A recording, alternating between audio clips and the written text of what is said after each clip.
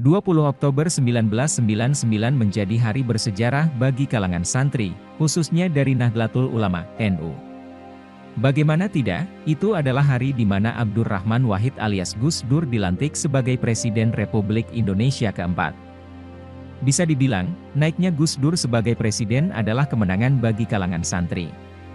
Menurut Greg Barton dalam bukunya biografi Gus Dur, putra Wahid Hasyim itu terpilih sebagai orang nomor 1 RI secara mengejutkan. Terpilihnya Gus Dur sebagai presiden pun dibumbui drama panjang yang menyeret sejumlah nama besar seperti B.J. Habibie hingga Megawati Soekarno Putri. Seisi ruangan sidang terkejut ketika Majelis Permusyawaratan Rakyat, MPR, lembaga tertinggi negara saat itu, menyatakan mosi tidak percaya terhadap B.J. Habibie. Habibie, presiden di masa transisi Orde Baru ke Reformasi, mendapat serangan dari hampir seluruh anggota MPR kala itu. Laporan pertanggungjawabannya dimentahkan. Penolakan ini membuat Habibie mengurungkan niatnya maju sebagai Presiden RI lagi. Rabu, 20 Oktober 1999, sesaat sebelum sidang umum MPR digelar, Habibie mengumumkan keputusannya yang menggegerkan itu, mundur dari arena pencalonan.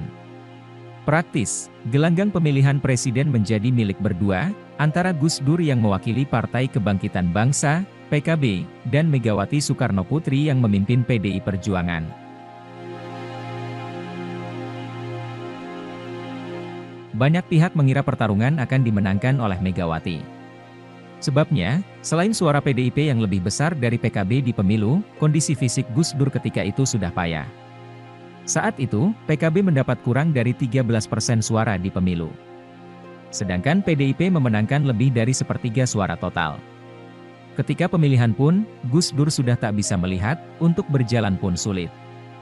Selain itu, setahun sebelumnya, dia baru sembuh dari serangan stroke. Namun, pemilihan terus berjalan, menghadapkan Gus Dur dan Megawati.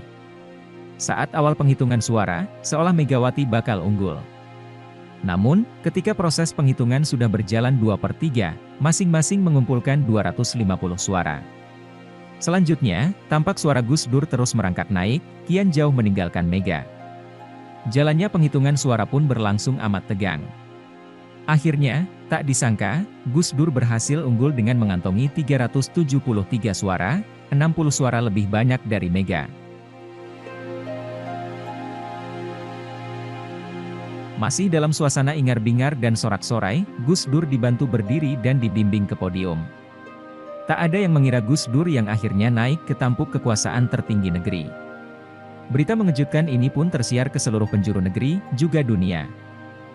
2 hari usai momen bersejarah itu, sampul depan majalah The Economist memuat potret Gus Dur di samping judul dengan huruf tebal berwarna kuning berbunyi, "Astaga, Gus Dur yang terpilih, Presiden baru Indonesia yang mengejutkan." Begitulah perjalanan sosok Gus Dur menjadi orang nomor 1 di Indonesia pada Oktober 1999.